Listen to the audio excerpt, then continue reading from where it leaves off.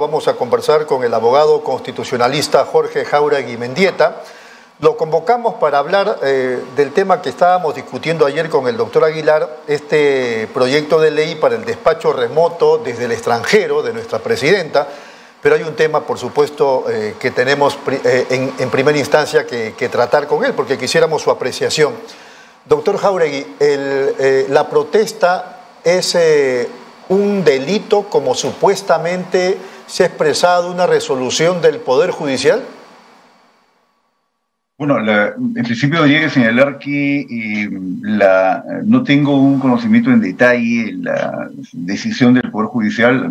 Yo estaba invitado para conversar sobre el tema de la posibilidad de digamos, ejercicio de la... Hagamos lo siguiente, doctor Jáuregui, olvidémonos de esa resolución. ¿Le puedo dar una opinión? Sí, me parece que habría que analizar, porque entiendo que es una sentencia referida a un caso específico y ciertamente no genera un efecto erga omnes la decisión de la Corte Suprema, ¿no? Me parece que ese es un parámetro importante, es una decisión respecto a un caso específico. Ciertamente hay algunos aspectos que podrían preocupar de modo general, por lo que yo conozco respecto a la información pública que se tiene sobre esta decisión, y es el hecho de que los actos de violencia, o sea, los delitos o las infracciones que pueda cometer un individuo, una persona, no puede delegitimar el conjunto, ¿no?, de una protesta. Un régimen democrático implica fundamentalmente un sistema en el cual las personas podamos discrepar de las decisiones públicas, de las decisiones del Estado, y por lo tanto es un derecho fundamental el ejercer la protesta. Me parece que la decisión tomada por el Poder Judicial, en este caso, tiene que ver con personas que han impedido el desplazamiento, ¿no? Han tomado carreteras, impiden el desplazamiento de las personas y afectan los derechos, las libertades de otras personas. La pregunta es, por ejemplo, cuando vemos el ejercicio de la protesta en democracias europeas, ¿no?, que incluso implican el desplazamiento de personas, grandes números de volúmenes de personas por ciudades como París de repente, ¿no? Necesariamente el ejercicio de la protesta, el ejercicio del derecho de manifestarse para expresar su discrepancia respecto a algunas políticas públicas, va a conllevar este tipo de circunstancias en las que otras personas puedan verse afectadas en el tránsito y tal, ¿no? Entonces, verdaderamente es una suerte de situación muy borderlínea, ¿no?, el pretender limitar el ejercicio de la protesta y sin que esto implique una afectación al régimen democrático, al régimen de libertades. Sin embargo, pienso que sí es conveniente distinguir siempre entre el ejercicio de la protesta y las personas que pueden cometer delitos. Creo que lo coherente es que el Poder Judicial, y en este caso los operadores de justicia, puedan identificar a las personas que cometen delitos y separarlas del conjunto de las personas que hacen un ejercicio legítimo del derecho de discrepar y de disentir y de protestar, ¿no? Creo que eso es indispensable para mantener una lógica democrática y por lo tanto el derecho a protesta es un derecho fundamental porque forma parte del derecho a la libertad de expresarse, de expresión, ¿no? ¿Esta resolución sienta jurisprudencia, doctor? Me parece que no tengo conocimiento en detalle, pero me parece que es un caso que resuelve una situación específica para un caso específico. No es un pleno casatorio. Exactamente. No es una casación. Y al no tener la condición de un pleno casatorio, digo, viendo la cosa de una perspectiva muy general, no hay que sobredimensionar, ¿no?, el impacto que puede tener. El Perú, digamos, es un país que se adscribe a una lógica de una democracia representativa y por lo tanto el Estado debe estar en una ubicación de garantizar libertades y no restringirlas. Entonces creo yo que debemos mantener la fe en esa lógica, ¿no?, una lógica democrática representativa. Doctor Jáuregui, en el tema de la presidenta Dina Boluarte, bueno, ella es presidenta a partir de que su mandato era de segunda vicepresidenta, ya sabemos el contexto y todo lo demás. Pero la presidenta tiene que hacer viajes al exterior por asuntos importantes del país. Entonces, ¿quién la reemplaza? Algunos decían, bueno, el presidente del Congreso, otros han llegado a decir puede ser el presidente del Consejo de Ministros, pero la presidenta ha planteado al Congreso un proyecto de ley para, digamos, gestionar vía Zoom desde fuera, o sea, de manera virtual. ¿Eso es posible? Bueno, lo que sucede es que en principio lo que hay que analizar es cuál es nuestro diseño constitucional, cuál es el diseño institucional peruano. Y esta figura por la cual el presidente de la República o la persona que ejerce la presidencia de la República, ¿no? Pueda salir del territorio nacional para actividades, digamos, oficiales, ¿no? Que puedan serle asignadas o que sean parte de su función, requiere de la aplicación del procedimiento que el texto constitucional establece, es decir, debe ceder temporalmente la presidencia, encargar la presidencia a uno de los vicepresidentes. El texto constitucional establece que en defecto del presidente asume el primer vicepresidente, en ausencia de el segundo vicepresidente. El problema es que la fórmula presidencial que ganó la elección de forma democrática y constitucional en el año 2021, al menos ganó la elección de forma democrática y constitucional, tenía solamente un vicepresidente. De tal manera que cuando fue, digamos, el señor Castillo cesado de sus funciones, ¿no? Entonces asume la presidencia la única vicepresidenta que teníamos, ¿no? La fórmula presidencial. De modo tal de que no existe un vicepresidente adicional a la señora Boluarte para que pueda asumir la función. El punto es que el diseño constitucional establece que es el vicepresidente el que asume la función cuando el presidente es autorizado por el Parlamento de la República para abandonar el territorio nacional y salir al exterior. Entonces, no basta con un proyecto de ley para modificar la ley orgánica del Poder Ejecutivo, porque el parámetro es constitucional. Entonces, si se pretende hacer una modificación a este procedimiento, que ha sido, además, que hay la posibilidad que el presidente del Congreso asuma la presidencia, la encargatura de la presidencia, pero salvo en el caso en el cual digamos, es cesado en sus funciones el presidente, y ya no hay vicepresidente, y entonces asume el presidente del Congreso para convocar elecciones. Es una situación muy específica, además que ha sido explicado en una ley especial. Entonces, no es posible modificar con una ley de inferior jerarquía, esto lo establece la misma Constitución, no es posible modificar ley de inferior jerarquía, como es una ley orgánica, el texto constitucional. Hay que hacer una modificación constitucional. Correcto, ¿no? Entonces, ciertamente eso es lo que el propio texto constitucional manda, ¿no? Entonces, creo que el problema es cómo se está planteando. Si acaso se pretende, digamos, que la señora Boluarte, que es la persona que ahora ejerce la presidencia de la República en el Perú, pueda salir al exterior, pues tendría que haber un ajuste en el marco constitucional, porque la Constitución no se puede modificar a través de un cambio de una ley orgánica o de una norma de inferior jerarquía, ¿no? Eso está exactamente establecido así en el texto constitucional. Ahora, el tema es que estamos ante una situación compleja para el país, porque ciertamente nuestros principales socios, digamos, regionales, como es Colombia y Chile, los países que son parte de la Alianza del Pacífico, y en el caso de Colombia, además, un socio en la Comunidad Andina de Naciones, que es el proceso de mayor relevancia en la región para el país, para el Perú. Digamos, son países con los que se ha ido deteriorando sistemáticamente, digamos, las relaciones, ¿no? En el caso de México, además, que es el que ocupó la presidencia de la Alianza del Pacífico y que debería haberle cedido al Perú, este bloqueo, más allá de si la presidenta sale o no, este bloqueo a nivel de la Alianza del Pacífico y a nivel de las relaciones del Perú con el Asia-Pacífico, que es el espacio de mayor importancia para el país, es muy relevante. Pero ciertamente la pregunta es si acaso con que la señora presidenta vaya a México la situación va a variar.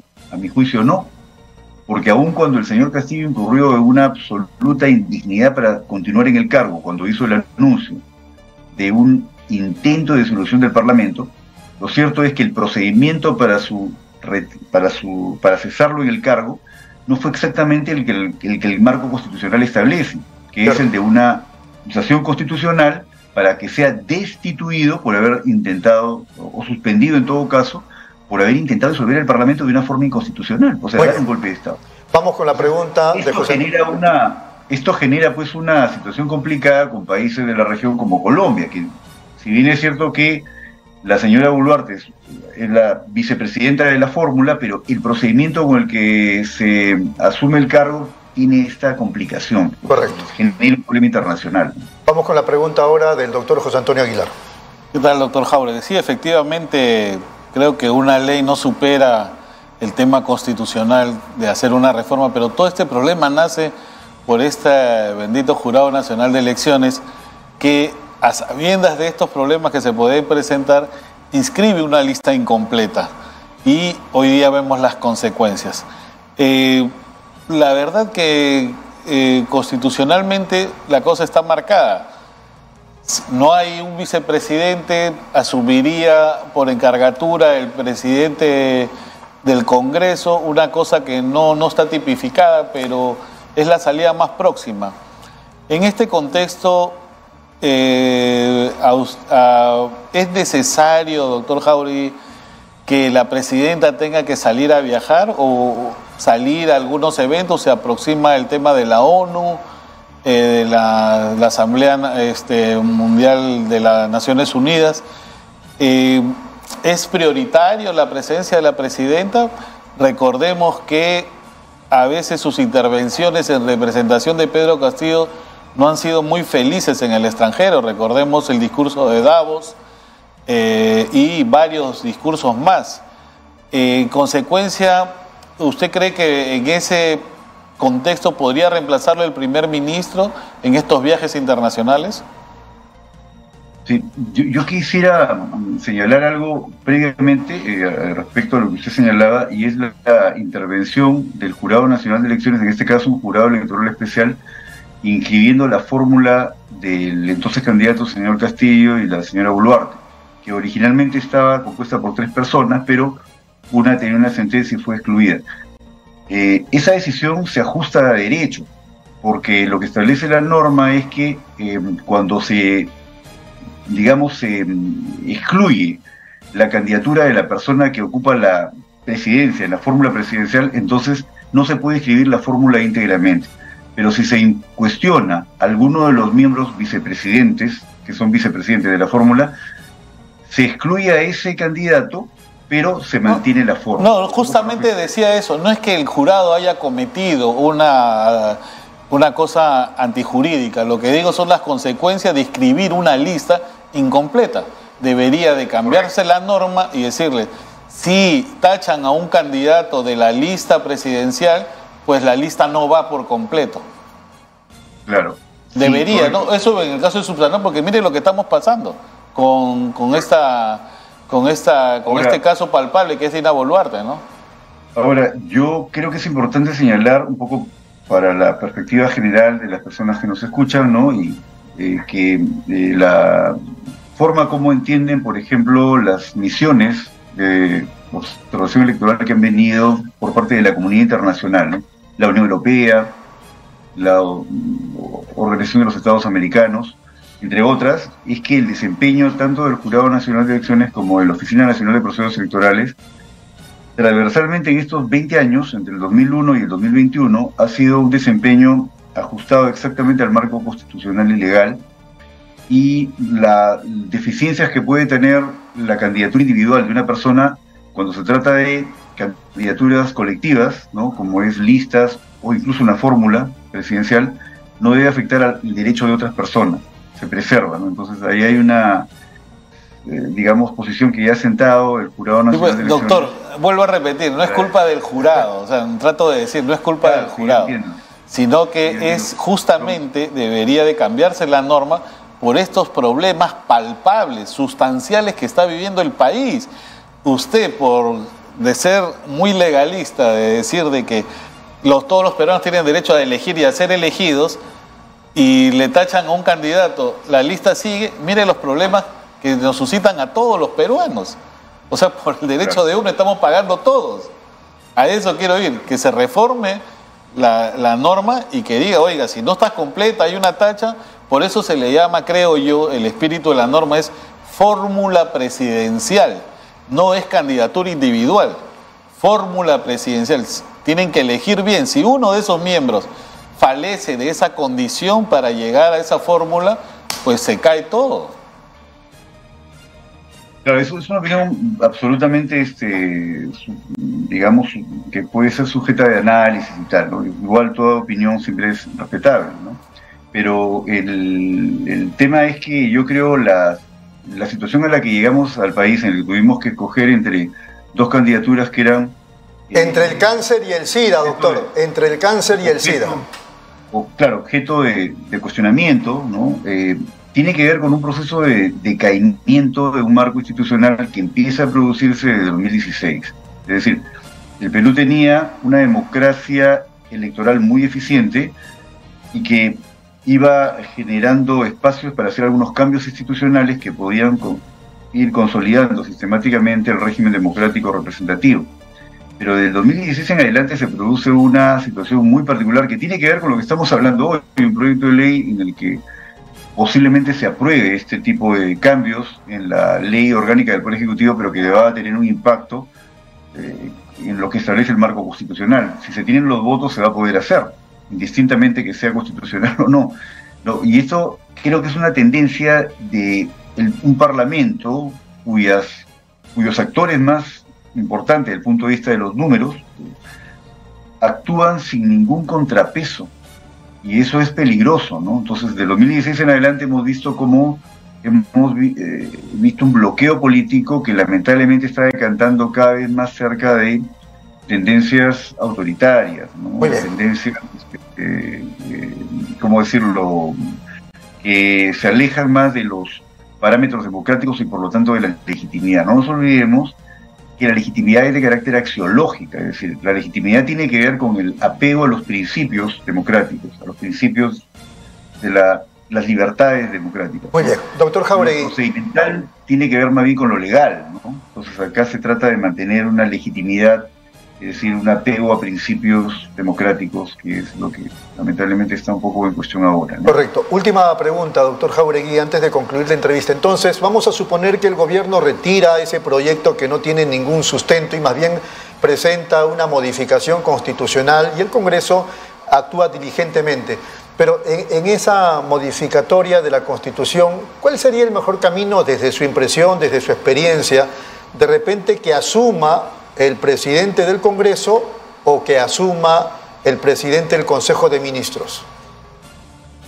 Mire, la verdad es que yo tengo la impresión de que el Poder Ejecutivo debe estar preservado, ¿no? En cuanto a esa autonomía que tiene, ¿no? Aun cuando ahora podamos entender que está muy debilitada esta separación y equilibrio de poderes.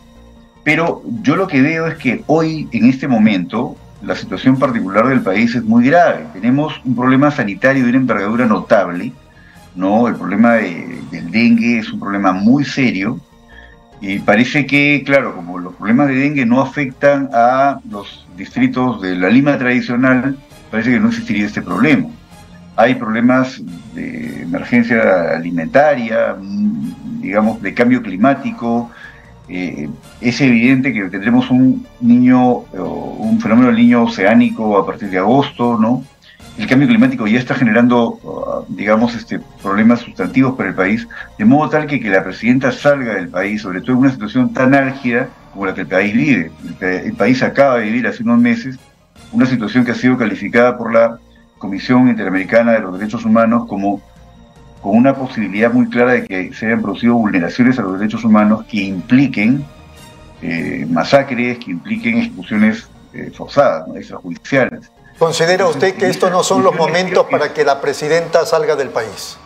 Absolutamente. El país tiene una agenda urgente en problemas básicos para la población más pobre del país y lo que deberíamos, y además hay investigaciones que no se han hecho para definir responsabilidad respecto de esta situación crítica que posiblemente haya llegado a unas violaciones sistemáticas de los derechos humanos.